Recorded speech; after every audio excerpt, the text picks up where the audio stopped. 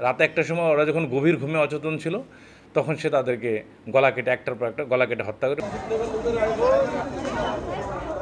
ময়মনসিংহের ভালুকায় ভাড়া বাসায় গৃহবধূ ময়না আক্তার ও তার 2 শিশু সন্তানের লাশ উদ্ধারের পর থেকেই নিরুদ্দেশ ছিলেন দেবর নজরুল। স্থানীয় বাজারে নিজের ব্যবহৃত মোবাইল ফোনটি বিক্রি করে পালিয়ে যান তিনি। চাঞ্চল্যকর নৃশংস এই হত্যাকাণ্ডের পর থেকে অভিযুক্ত নজরুলকে হন্যে হয়ে খুঁজতে থাকে আইনশৃঙ্খলা বাহিনী। পথচারীর ফোন থেকে খালাতো ভাইয়ের মোবাইলে কথা বলার সূত্র ধরে অভিযান চালিয়ে ঘটনার একদিন পর মঙ্গলবার বিকেলে গাজীপুরের জয়দেবপুর স্টেশন থেকে নজরুলকে গ্রেফতার করে ভালুকা মডেল থানা পুলিশ।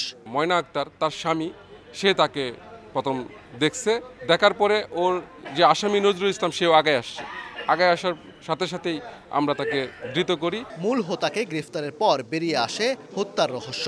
বুধবার জেলা পুলিশ সুপারের কার্যালয়ের সম্মেলন কক্ষে সংবাদ সম্মেলন করে পুলিশ জানায়, চাহিদামতো খাবার না দেয়া, অবহেলা ও মারধর করার আক্রোশ থেকে ভাবি ও ভাতিজা ভাতিজির প্রাণ নেন নজরুল। রাতে একটার সময় ওরা যখন গভীর ঘুমে অচেতন ছিল, তখন সে তাদেরকে গলা কেটে একটার পর একটা গলা কেটে হত্যা করে। যখন তাকে জিজ্ঞাসাবাদ করা হয় আপনি এটা কেন করেছেন, সে বলছে রাগের কারণে করেছে, এছাড়া অন্য কোনো উদ্দেশ্য ছিল না। 2023 সালে জয়দেবপুর থানায় একটি হত্যা মামলার আসামি হয়ে জেলে যান নজরুল। 2 বছর কারাভোগের পর জামিনে বের হয়ে 1.5 মাস আগে ভাইয়ের বাসায় ওঠেন তিনি।